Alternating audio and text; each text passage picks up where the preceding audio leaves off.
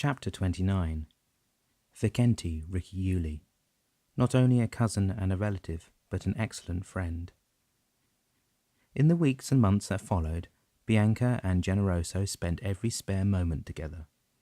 There were so many things to prepare in advance of the birth of their first child that Damianos and Gustavo had to lend a hand when it came to renovate and decorate the nursery.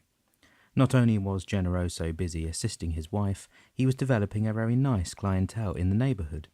Most of the cases he handled were of a commercial nature, or settling a little spat here and there. Nothing too dramatic or criminal in nature. He loved his job and was very glad to be working from home.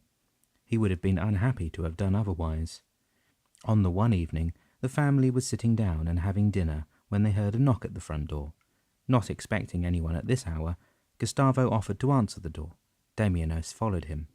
All Generoso and Bianca heard was a couple of swear words emanating from Gustavo's mouth before they heard Damianos telling Generoso to take Bianca to her room.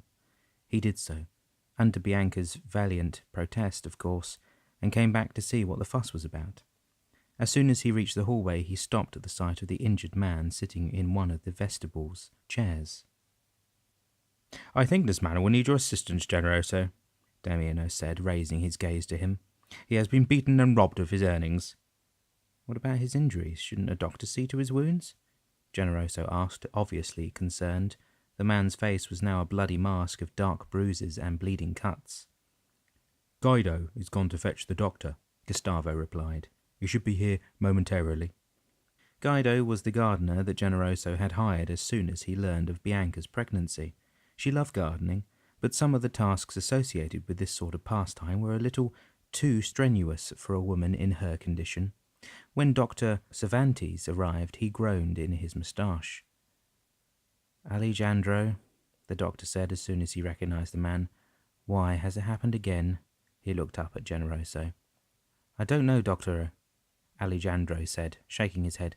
"I was on my way home when these thugs attacked me and robbed me of my pay." "But why beating you?" "That's because I gave them a few punches of my own. Anyway, I think you and I should go home." Alejandro stood up in a shot. "No, Doctor. I am not going home until Senor Ricciulli here takes down everything I have to tell him." "Why is that?" Dr. Cervantes asked. "Do you know the man who attacked you?" Generoso queried. Alejandro nodded.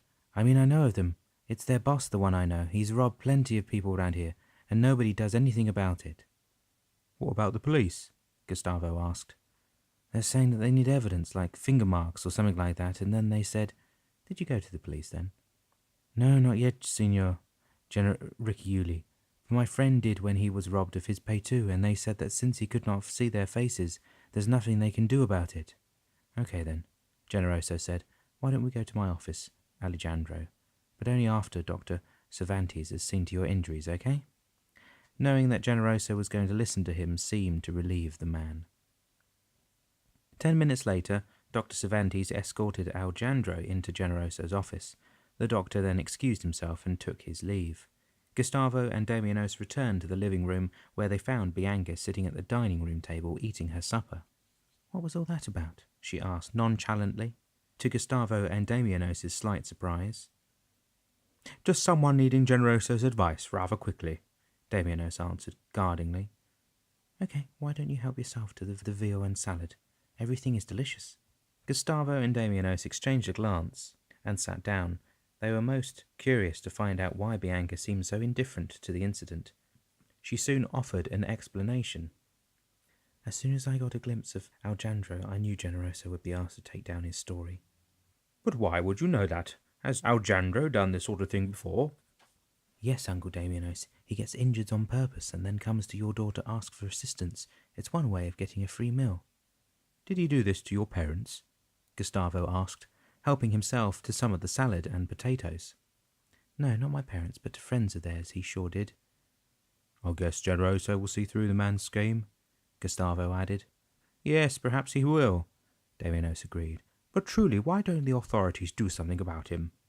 "What can they do, Uncle Damianos? It's just a poor idiot who decided to bash his face in every time he needs money, lodging or a meal. What do you think they should do about it?" "I don't know, Bianca, but to my way of thinking this is a form of extortion." Maybe you're right, Gustavo agreed. And if the man doesn't obtain satisfaction, he could run out to the police station and blame the person he targeted to have beaten him.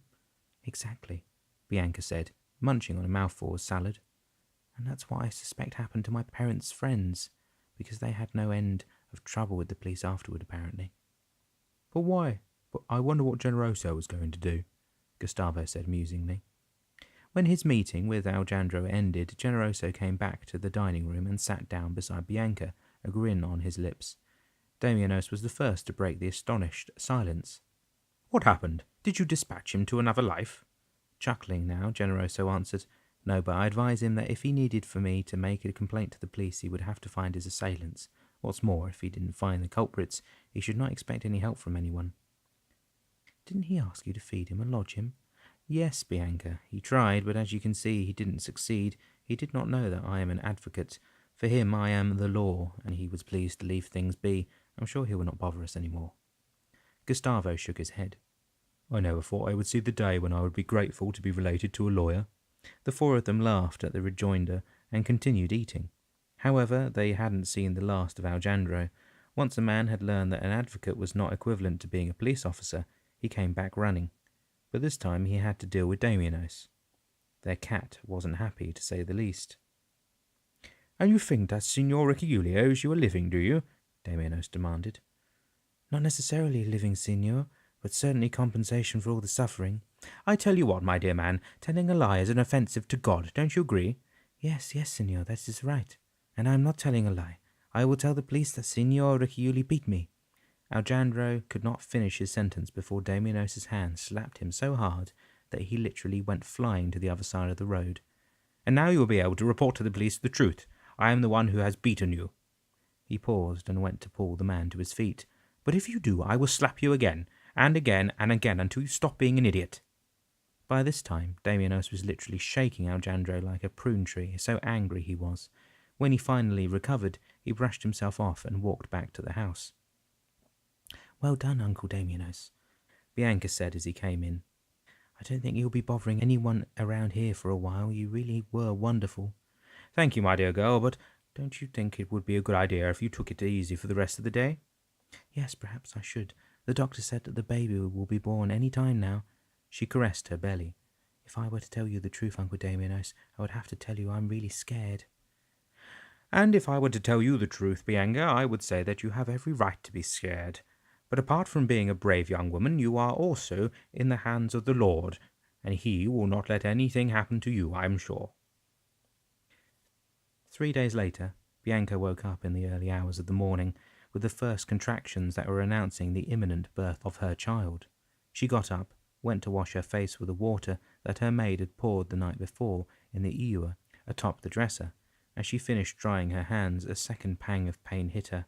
She screamed. Generoso was at her side in an instant. Although bleary-eyed and still sleepy, he managed to get dressed and to help his wife into a warm dressing gown and slippers. Gustavo had already called a cab. It was waiting in front of the door. As soon as they arrived at the hospital, Damianos disappeared. He told Gustavo that he would be back when the baby was born. Gustavo found it strange, but paid more attention to what he had promised to do for Bianca. He needed to find a telephone. Telephones were still quite rare in the early part of the 20th century, but in a hospital you could find a couple of them at the nurse's station. When a very young, nice lady told him that he was welcome to use her phone, Gustavo dialed the Gomez's house. Regina and Giorgio were having breakfast when they heard the first jingle of their telephone. Giorgio picked up the receiver and listened. He smiled. That's wonderful news, Giorgio then said. We will be taking a car to join you at the hospital as soon as we can. He listened again for a moment and then hung up after bidding Gustavo goodbye. So that's it, is it? Regina demanded, getting up to help the maid clear the table. That's how we're going to be informed of our grandchild's birth? We have to hear the news through a machine? Truly indecent, if you ask me. Regina, please don't start. We need to get ready to go to the hospital unless you want to be late for your grandchild's birth, do you? Regina stared. You mean the child is not born yet? But I thought... No, Regina, our grandchild is only on its way. The call came from Gustavo. He wanted to let us know that Bianca had been admitted in the hospital, and it will be a few hours yet before the child is born. At least, that is what he has been told. Well then, we better be on our way, haven't we? Regina was all smiles now. The hours stretched from one into the other relentlessly while Bianca laboured to deliver a baby boy on May 2nd, 1903. Generoso had been pacing the floor in front of the delivery room, and for the past 5 hours he would not stop. He could not stop. Only when the doctor came out to announce the birth of his son that he went into the room to greet the arrival of Vicente Ricciulli Gomez into the world. Generoso and Bianca had settled on the name Vicente in memory of Generoso's cousin in Castelnuovo. Not only a cousin and a relative, but an excellent friend, Generoso had concluded. They also both agreed that the name Gomez should be appended to the Ricciulli family name.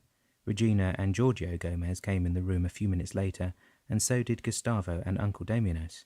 Regina wanted to hold the child in her arms, but the nurse in attendance told her that only the mother should hold her infant for the first few hours of his life.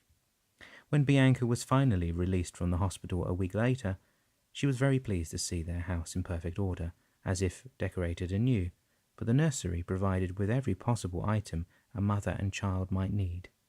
The following night, Damianos went to call Generoso and Gustavo out of their sleep. It was time for them to leave. Dan needed to rejoin another ancestor, his father, Arnaldo Ricciulli Sr.